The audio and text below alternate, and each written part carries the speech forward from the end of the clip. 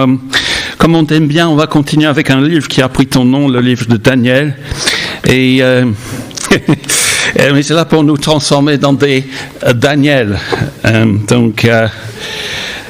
Daniel chapitre 7.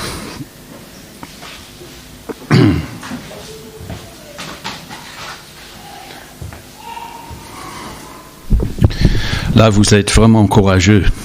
Vous êtes vraiment courageux avec Daniel 7. Au Royaume-Uni et aux États-Unis, il y en a qui prient pour moi et pour Véro, pour ce que l'on fait en France, et qui prient pour vous sans vous connaître. Et certains amis m'ont dit, mais Bob, est-ce que tu vas traiter Daniel 7 ? Bah oui, ils l'ont demandé, hein. Ils l'ont demandé lors des études bibliques. Donc voilà, bravo, parce qu'il y a beaucoup d'églises qui arrêtent avant Daniel 7. Donc nous allons lire le chapitre. Et vous êtes courageux aussi de vous être levé pour venir au culte ce matin. Donc la première année du règne de Belshazzar sur Babylone, Daniel fit un rêve. Des visions se présentèrent à son esprit pendant qu'il était sur son lit. Ensuite, il mit ce rêve par écrit et en raconta les points principaux. Daniel commença son récit. Je regardais pendant ma vision nocturne, et voici que les 4 vents du ciel ont fait irruption sur la grande mer. 4 bêtes énormes sont sorties de la mer, différentes les unes des autres. La première ressemblait à un lion et avait des ailes d'aigle. Pendant que je regardais, ses ailes ont été arrachées. Elle a été soulevée de terre et mise debout sur ses pattes comme un homme, et un cœur d'homme lui a été donné. Puis est apparue une deuxième bête qui ressemblait à un ours. Elle se dressait sur un côté. Elle avait 3 côtes dans la gueule entre les dents. On lui disait « Lève-toi, mange beaucoup de viande ». Après cela, j'ai vu une autre bête qui ressemblait à un léopard. Elle avait 4 ailes sur le dos, comme celle d'un oiseau. Cette bête avait 4 têtes, et la domination lui a été donnée.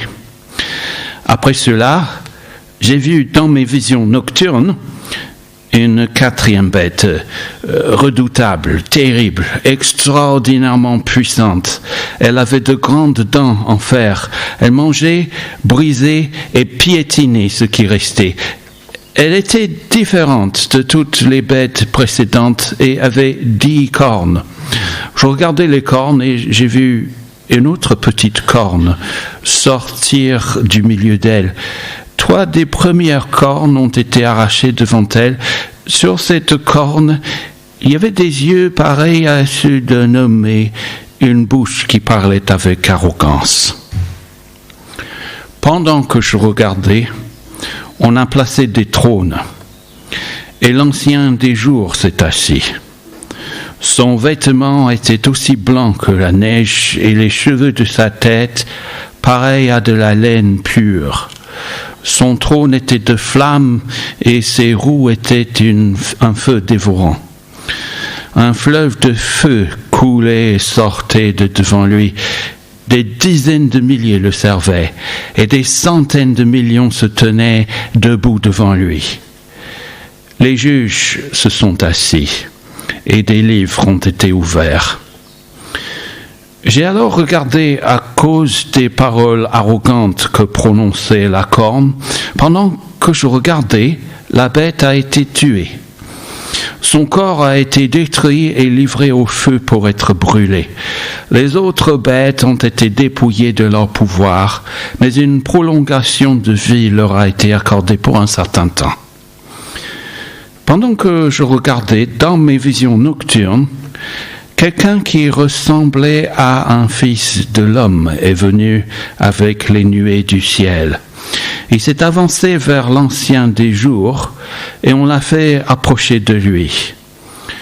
On lui a donné la domination, la gloire et le règne, et tous les peuples, les nations et les hommes de toute langue l'ont servi. Sa domination est une domination éternelle qui ne cessera pas, et son royaume ne sera jamais détruit. Seigneur, je te prie de nous parler maintenant. C'est vrai que ce passage semble difficile, mais donne-nous, comme on a vu dans l'autre passage, des cœurs qui s'ouvrent, des cerveaux qui s'ouvrent, des oreilles qui voient, des yeux qui voient, des oreilles qui entendent, Seigneur, et que tu nous parles, Seigneur. Pas moi, mais toi, Seigneur. Et merci pour ces visions et pour le bien que l'on peut en tirer. Amen. Je ne sais pas quelle est la qualité de votre sommeil ces jours-ci, si vous avez des cauchemars ou si vous dormez plutôt bien. Un de mes cauchemars, franchement, c'est d'être inondé. Donc, j'ai vu sur le Maine Libre ce matin, donc la Sarthe sera menacée encore par des orages. Et avoir des eaux qui montent comme une mer à partir de rien, en train de déborder partout dans la maison, je pense que c'est dur. C'est comme, par exemple, à Bouloire cette semaine. Je ne sais pas si vous avez vu... est-ce que vous êtes passé par là, par hasard? Mais c'est incroyable le récit dans l'Ouest France. C'était mardi soir, aux alentours de 19h. Il y a... Comme à partir de rien, à la sortie du village, les eaux ont monté, vous avez vu peut-être la photo, ou même sur France 3, une voiture complètement submergée, puis les gens dans la même maison depuis 21 ans ont dit on n'a jamais vu ça. Cette vision de Daniel commence avec ce genre de cauchemar. Il y a les eaux, il y a un orage.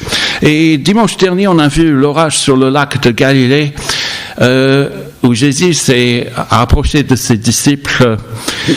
Mais cette vision de Daniel dépasse, c'est horrible. Et donc, mon premier point est intitulé « Le chaos et le cauchemar ». Et désolé si ça a l'air d'être de mauvaises nouvelles, mais on parlera d'abord du chaos et du cauchemar, mais ensuite on parlera dans mon deuxième point de la paix et de la puissance. Donc le chaos et le cauchemar, la paix et la puissance, c'est les deux facettes de ce chapitre qui commence en fait avec Daniel au bord de la mer, au verset 2. Mais ce n'est pas comme la mer à Saint-Lunaire, lors d'un camp famille, ou lors d'un camp émeraude, parce que Daniel il a 80 ans, donc il pourrait participer au camp émeraude. C'est pas comme cette mer-là. Ce n'est pas comme la mer Méditerranée près des Calanques au large de Marseille. Ce n'est pas comme l'Atlantique près de la Baule, c'est une mer sinistre. Les quatre vents du ciel génèrent des vagues en accord avec la furie des éléments. Et la mer dans la Bible, c'est le chaos. C'est l'image de la révolte contre Dieu et ça représente tout ce qui menace le peuple de Dieu. Et puis au verset 3, il y a ces quatre bêtes énormes qui sortent de la mer comme dans le livre de l'Apocalypse. Donc la première bête ressemble à un lion. Féroce, fort, avec des ailes d'aigle, donc une bête rapace et rapide. Et puis au verset 5 apparaît une deuxième bête qui ressemble à un ours.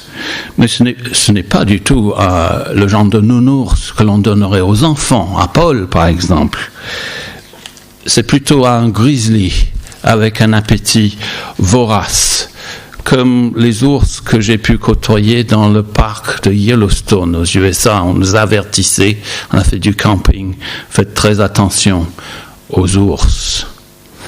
Et elle a 3 côtes dans la gueule, entre les dents. Voilà tout ce qui reste de sa dernière proie. Et une voix mystérieuse dit à l'ours, « Vas-y, tu peux te resservir. » est-ce qu'il jette un regard sur Daniel dans ses rêves? Puis au verset 6, il y a une troisième bête qui ressemble à un léopard. Elle a 4 ailes, 4 têtes. Elle est prête à attaquer depuis n'importe quelle direction, n'importe quel sens, à une vitesse fulgurante, impossible de se cacher derrière elle parce qu'avec ses têtes, elle est toujours en face de toi. Et puis enfin, au verset 7 et 8, il arrive une bête d'une autre dimension avec une allure terrible, redoutable, qui ne soutient aucune autre comparaison avec les autres bêtes. Redoutable, terrible, extraordinairement puissante, dit Daniel. Elle avait de grandes dents en fer. Elle mangeait, brisait et piétinait ce qui restait. Donc, il y a du sang, il y a des viscères, il y a des os broyés. Elle est tellement différente des autres bêtes, elle ne se contente pas d'avoir 2 cornes standards comme les autres, mais 5 fois cette puissance. Et puis la peau sur le front se déchire et il y a une autre petite corne qui émerge, qui déloge les autres. Elle a des yeux pareils à ceux d'un homme et une bouche qui parle avec arrogance. Pauvre Daniel, je tremble pour lui. Au verset 28, il dit, moi, Daniel, j'ai été si terrifié par mes pensées que j'en ai changé de couleur. Il devient blême. C'est insupportable, cette vision. Mais je veux laisser Daniel un instant figé de terreur par cette vision, parce qu'on peut demander, comme lui, il le demande, qu'est-ce que cela veut dire? Que veut dire tout cela? Bon, d'abord, je veux écarter certaines erreurs. Parce que ce chapitre de Daniel, c'est un terrain de prédilection pour les illuminés, les farfelus, et on peut accéder à leurs élucubrations en ligne sur les réseaux sociaux, dans certaines librairies chrétiennes en ligne. On apprend plus tard dans ce chapitre que ces bêtes représentent des rois ou des royaumes ou des dynasties. Sur verset 17, par exemple. Et on a déjà vu ce genre de structure de groupe de 4 avec la statue au chapitre 2 constituée de 4 matières. Et voilà à nouveau 4 éléments, 4 bêtes et les spécialistes et les gens moins spécialisés ont fait couler beaucoup d'encre d'imprimante aussi, en essayant d'établir des correspondances entre les bêtes et les différentes époques, les différents rois ou dirigeants. Donc, avec Babylone, c'est plus ou moins certain. Je vous ai montré une image lors d'une étude biblique d'un lion qui ornait une route qui entrait à l'entrée de la porte principale de la ville de Babylone. Et Daniel a dû voir ce lion avec des ailes d'aigle. Et donc, il est probable que cela évoque l'empire de Babylone. Et puis, après, Daniel connaît moins parce que ça va venir après lui. Peut-être les Mèdes et les Perses pour la deuxième bête. Donc, l'ours. Et puis, il y a l'empire grec avec Alexandre qui, à l'âge de 30 ans, je crois, il avait conquis, selon lui, le monde entier, tellement avec tant de rapidité, et puis les successeurs. Et puis, mais si tu t'intéresses, il vaut mieux pas en fait, mais j'ai été perturbé quand j'étais dans une autre vie par les interprétations un peu stupides que l'on entend. Et si vous êtes à l'affût de ce genre de correspondance, ce qui n'est pas recommandé dans la Bible, parce qu'on va nous concentrer sur la réalité de ce chapitre, mais certains ont cru voir à différentes époques de l'histoire les Turcs à l'époque des croisades dans ces bêtes. D'autres ont vu l'islam. D'autres ont vu le pape Et puis il y a le nazisme, il y a le communisme, il y a le capitalisme. Et il y a même l'Union européenne. Bon, c'est débile. Moi, je pense, comme j'ai dit, qu'à l'époque, Daniel et ses contemporains, ils auraient su identifier la première bête. C'est un peu comme des dessins politiques que l'on a maintenant. Cette semaine, dans Le Monde, j'ai vu le dessin d'un gros poisson, donc une bête qui est dans la mer, donc avec le drapeau chinois et russe. Donc, un grand poisson prédateur qui va manger tous les petits poissons de l'OTAN. Hein. Donc c'est un peu dans ce genre de registre, ce langage que l'on voit. Mais le livre de l'Apocalypse suggère que la quatrième bête serait l'Empire romain.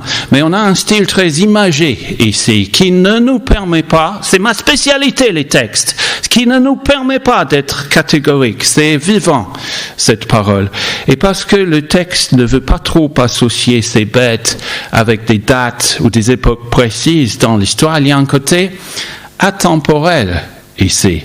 On ne saurait attribuer une date précise à ces 4 bêtes qui émergent de la mer. Et donc ce texte fait froid dans le dos. Ce texte fait froid dans le dos. Parce qu'il nous montre l'état bestial de l'humanité dans sa révolte contre Dieu tout au long de son histoire. Ceux qui renient Dieu en prétendant diriger le monde par leurs propres moyens deviennent ressemblent à des bêtes. C'est effrayant. Ce passage n'est pas censé nous aider à prédire l'avenir, parce que cela ne ferait que renforcer notre arrogance. Ce texte nous aide à comprendre les temps présents et à savoir nous conduire avec sagesse. Et si nous saisissons Daniel 7, nous verrons l'histoire à travers les lunettes de Dieu. Nos yeux s'ouvriront et nous comprendrons que nous, êtres humains, lorsque nous nous détournons de Dieu, nous perdons notre humanité et nous ressemblons de plus en plus à des bêtes, des animaux sauvages. On le voit, n'est-ce pas, avec les réseaux sociaux, la polarisation, les gens qui crient les uns sur les autres. Et c'est intéressant parce que la première bête, le lion en fait, retrouve un cœur d'homme, un peu comme Nebuchadnezzar, qui est sombré dans la folie, qui est devenu plus ou moins comme une bête, mais la raison lui revient quand il se tourne vers Dieu. Et là, ici, au verset c'est formidable d'avoir des gens qui connaissent la Bible au bout des doigts. C'est super, merci. Qu'est-ce que nous dit le verset 4, Jocelyne? J'ai envie de me reposer un peu. Je vais le dire. Oui. La première était comme un lion, il y avait des ailes d'aigle, et tandis que ces ailes étaient arrachées, elle se regardait, elle fut enlevée de terre, cette bête, donc, et mise debout sur ses pieds comme un homme, et un cœur d'homme lui fut donné. Voilà, ça peut faire penser à Nebuchadnezzar dans un passage que j'ai commenté il y a quelques semaines. Si vous ne comprenez rien de ce que je dis, il faut cliquer en ligne et vous entendrez ce message d'il y a quelques semaines. Donc, lorsque les êtres humains sont au pouvoir sans se référer à Dieu, ils finissent par régner comme des bêtes. Mais certains, quand ils se tournent vers Dieu ou sont plus proches de Dieu, l'humanité leur revient. Certains régimes sont plus abominables que d'autres, n'est-ce pas? Mais tous, dans leur caractère essentiel, ne sont pas entièrement humain dans le sens de la plénitude de cette expression. Mais ce document de Daniel n'est pas comme un film sur Netflix, genre Jurassic Park par exemple, ou Les Dents de la Mer, ou pour ceux qui sont vraiment fans du cinéma, un film qui est sorti en octobre de l'an dernier, le film Love and Monsters. C'est pas du tout comme ça, mais Daniel 7 vise à démasquer la réalité. Donc là, vous portez des masques, mais Daniel, il arrache le masque. Et parfois, dans nos vies quotidiennes, on voit la réalité démasquée. Quand on va assassiner un professeur d'histoire, comme l'an dernier à l'automne, où on voit la réalité démasquée, le côté bestial, quand on va tirer sur les joueurs de foot à Marseille avant-hier. On voit aussi la réalité démasquée, comme dans ce chapitre, le côté bestial, avec la comparution à la cour d'assises de Saône-et-Loire cette semaine. Et une femme, ça pleurait, fracassée par des viols, les violences, la prostitution contrainte. Et je remercie Dieu qu'elle n'ait plus à subir ça. Et puis, plus loin, donc... dimanche dernier, on était avec Amanda chez nous et Amanda nous a parlé du côté bestial en Chine avec la longue marche et la révolution des années 50-60 et les gens qui ont mangé de la chair humaine parce qu'ils étaient affamés. Et puis aujourd'hui, d'après Amanda, on encourage la population à oublier tout ça. On ne peut pas oublier, Dieu s'en souvient, il ouvre les livres plus tard.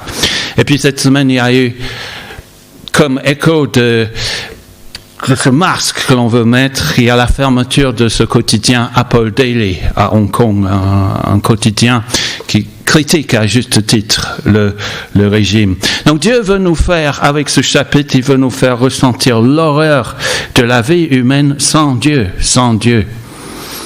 Et nous ne sommes pas censés être spectateurs face à Daniel 7.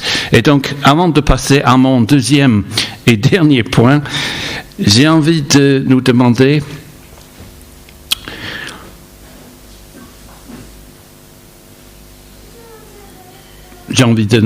en quoi nous pouvons nous sentir concernés par ces images. Où nous situons-nous ce matin par rapport à ces bêtes? Ça pourrait peut-être vous surprendre, mais on pourrait effectivement se trouver dans la gueule de l'ours, comme ces côtes broyées par les dents. On pourrait aussi être figuré parmi les victimes de la 4e bête brisée, piétinée. Et qu'est-ce que je veux dire par là? Cela signifie que d'après les Écritures, l'expérience normale, entre guillemets, assez fréquente du peuple de Dieu est de vivre l'injustice, la persécution, d'être piétiné, écrasé par des puissances auxquelles il est impossible de résister. C'est le cas dans l'Ancien Testament, c'est le cas dans le Nouveau Testament, c'est le cas tout au long de l'histoire de l'Église. Mais en France, maintenant on connaît peu de persécution. Mais on peut toujours être dévoré par la bête en tant que chrétien, nous endormir dans notre confort, nous laisser aller. On peut sombrer dans l'indifférence à l'égard de Dieu, nous laisser aller jusqu'à ce que la bête nous dévore. Et ce livre de Daniel est là pour nous stimuler et pour réconforter les croyants qui souffrent. Et l'autre endroit, j'ose dire, où on pourrait figurer dans ce récit, ça pourrait être autour de cette petite corne qui parle avec arrogance. J'ai dû demander pardon cette semaine parce que j'ai proféré des paroles d'arrogance dont j'ai honte, qui sont oubliées, donc je ne vais pas répéter ça. Mais qu'est-ce qu'on peut être on peut être imbu de nous-mêmes. C'est à peine si on arrive à penser aux autres. Est-ce que je cherche à attirer le regard vers moi? c'est égocentrique cette petite corne. Est-ce que ma conversation tourne autour de moi, de mes exploits, de mes espérances, de mes craintes, mes maladies?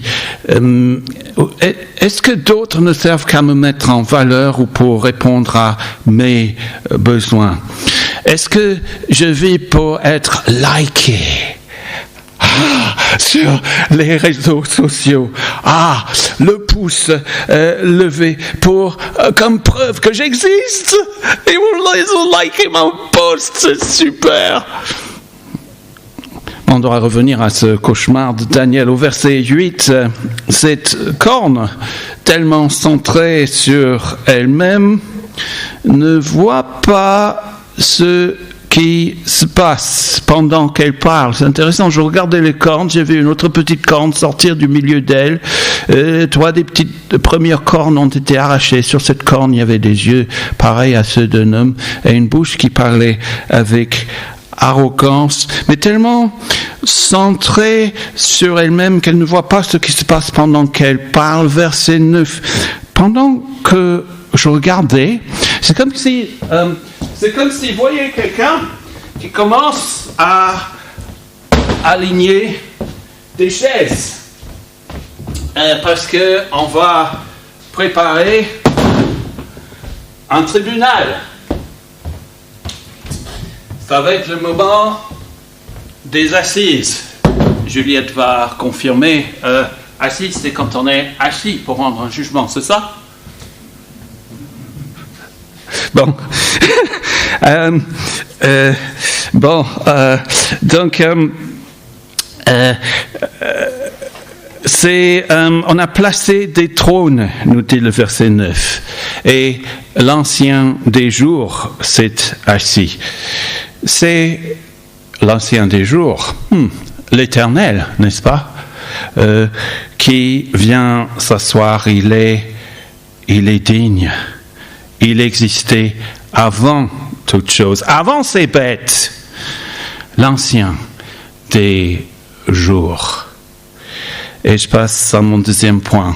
Heureusement, après ce cauchemar, ce chaos, on va parler de la paix et de la puissance. Parce que cet être, il s'assoit. Il s'assoit et il est posé, calme, il assure. Vous savez que les puissances et les royaumes, ceux qui s'occupent de leurs propres entreprises, sont souvent pris dans une activité fébrile, frénétique, mais Dieu n'est jamais indécis, jamais en train de courir ici et là, jamais surpris, jamais dans la panique à propos de son monde. Il est assis calmement sur son trône. Mais en même temps, il est furieux. Son trône était de flammes. Ses roues étaient un feu dévorant. Un fleuve de feu coulait et sortait de devant lui. Le feu, dans la Bible, signifie le jugement. La présence de Dieu. Moïse, il y a le buisson ardent. Le feu qui signifie la pureté, le jugement, l'ardeur de sa colère, de sa sainteté. On a parlé de la vengeance de Dieu dans la première partie du culte, du jugement, mais ce jugement est juste, verset 10. Les juges se sont assis. C'est délibéré, ils vont délibérer. Les livres sont ouverts. Et il y a donc des faits objectifs. Ce sont les livres de l'histoire, des œuvres des êtres humains. Et ce Dieu a une armée de serviteurs. Dieu a une armée qui se lève, etc. Des dizaines de milliers le servaient, des centaines de millions se tenaient debout devant lui. Et une armée l'entoure. Les livres ont été ouverts. Et ce qui est étonnant, c'est que la bête ne semble même pas remarquer cette activité. Verset 11. J'ai alors regardé à cause des paroles arrogantes que prononçait la corne. Et elle n'en finit pas de déblatérer. Bla, bla, bla, bla, bla.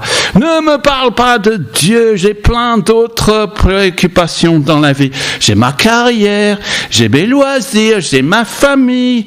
Il y a presque de l'humour noir ici, avec cette bête prise en tenaille au verset 11, entre l'ancien des jours, et au verset 13, avec quelqu'un qui ressemble à un fils d'homme.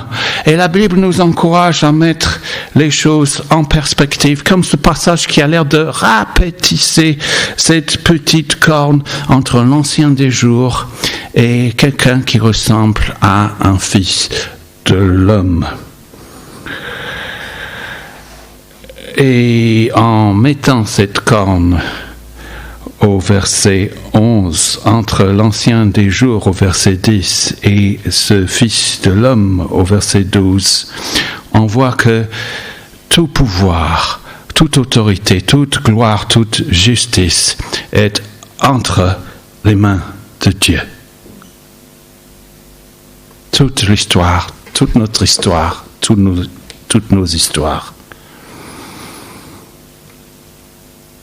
Et pendant que je regardais, la bête a été tuée, son corps a été détruit et livré au feu pour être brûlé. J'espère qu'on est d'accord que la destruction de la bête est une fort bonne nouvelle. Ok. Donc, on a déjà parlé de l'importance de la justice de Dieu, n'est-ce pas, Irène? Donc, maintenant, les bêtes sont détrônées. Bon, ils vont rester un petit temps, je crois que c'est dans le verset 12, mais l'essentiel, c'est d'asseoir cette victoire. Et donc, si les bêtes sont détrônées, qui viendra s'asseoir sur le trône? On va regarder un peu plus à cette figure, ce personnage qui ressemble à ce fils de l'homme au verset 13, parce que il se démarque par rapport aux bêtes.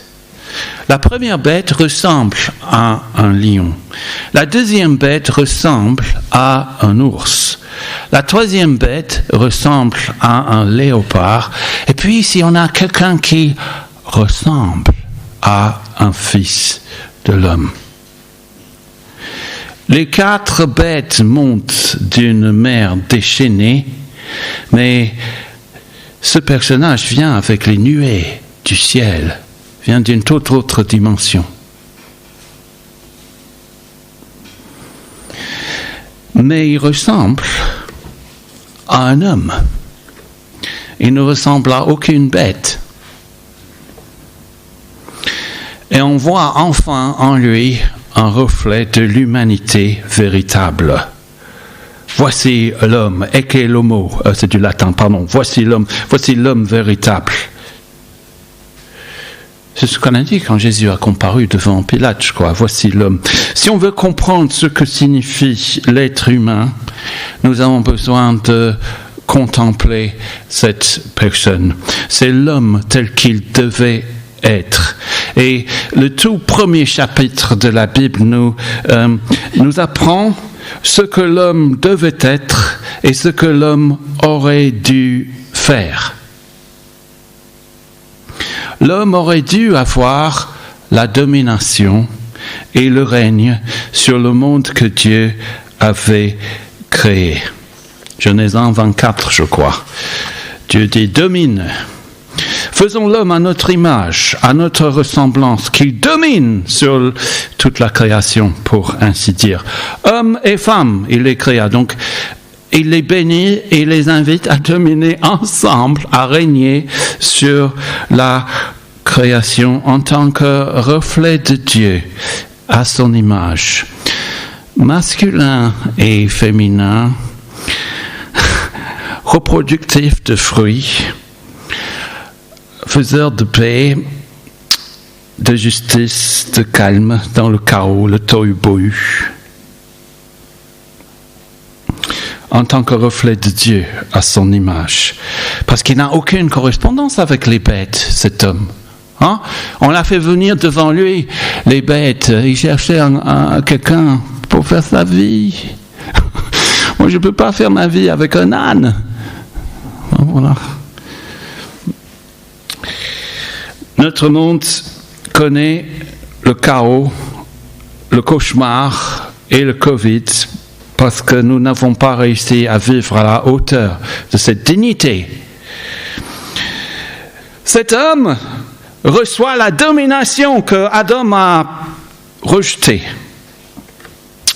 Et donc, au verset 13, on a ce personnage très digne, comme un fils d'homme, il s'est avancé vers l'ancien des jours, on l'a fait approcher de lui, on lui a donné la domination. La domination qu'Adam avait reçue. Voici enfin quelqu'un, un être humain et royal, assis à la droite de Dieu.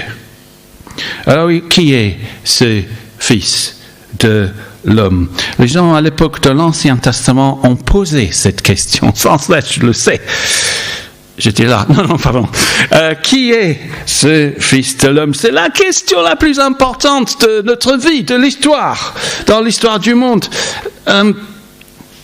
La gloire et le règne, tous les peuples, les nations, les hommes de toute langue l'ont servi. Sa domination est une domination éternelle qui ne cessera pas et son royaume ne sera jamais détruit. Qui est cet homme? Bon, à l'époque, on ne sait pas trop, mais environ... Nous, c'est facile, hein? Oui, c'est Jésus, mais environ 500 ans plus tard, voilà un prisonnier sur le banc des accusés, et les juges de cet homme dominent le monde religieux et politique. Et cet homme est vu comme une menace à l'ordre public. Il perturbe comme les bêtes, en fait. Et donc, ils veulent le détruire, le déchirer comme les bêtes de Daniel 7. La crucifixion. Mais pendant l'interrogatoire, l'un des juges lui demande, sans doute de manière narquoise, alors, es-tu le Messie? Es-tu le Messie, le Fils du Dieu béni? Jésus répondit. Écoutez bien cette réponse en pensant à Daniel 7, 13 et 14. Jésus répondit, je le suis. Et vous verrez le Fils de l'homme assis à la droite du Tout-Puissant et venant sur les nuées du ciel. Marc 14, 61 à 62. Son inquisiteur s'appelle Caïphe, c'est le chef des prêtres. Et Caïphe connaît Daniel 7 comme sa poche, comme nous devrions le connaître. Et il saisit immédiatement ce que Jésus est en train de dire. Si Jésus est le Fils de l'homme assis à la droite du Tout-Puissant, où se situe Caïphe par rapport à Daniel 7? Est-ce le prêtre souverain ou est-ce la bête? Et ce passage nous met devant un choix. Je vais bientôt terminer. Comme dit l'apôtre Pierre au jour de la Pentecôte, que toute la communauté sache donc avec certitude que Dieu a fait Seigneur et Messie ce Jésus que vous avez crucifié, vous et moi. Et le choix devant nous est très simple. Soit on se positionne du côté des bêtes en ignorant Dieu, en bâtissant notre vie autour de nos petits projets égoïstes, et Jésus est celui que nous avons crucifié. Ou bien on se positionne du côté de Dieu, du côté du Fils de l'homme. Et on ne peut pas être du côté de Dieu sans reconnaître la souveraineté totale de Jésus, le Fils de l'homme. Un monde où les gens s'entre-déchirent comme les bêtes sur les réseaux sociaux. On va jeter une collégienne dans un fleuve à cause de je ne sais pas quoi. Mais les gens Un monde qui se comporte comme ça, comme les bêtes, ne peut pas devenir plus humain sans que Jésus vienne prendre sa place dans nos vies, dans les vies autour de nous. Et j'essaie de rayonner ça dans la société. Et plus on s'approche de Jésus, moins on est bête. Plus on est humain, plus on le reflète. Plus on est humain, plus on le reflète. C'est poétique, hein? Plus on s'approche de Jésus, moins on est bête. Plus on est humain, plus on le reflète.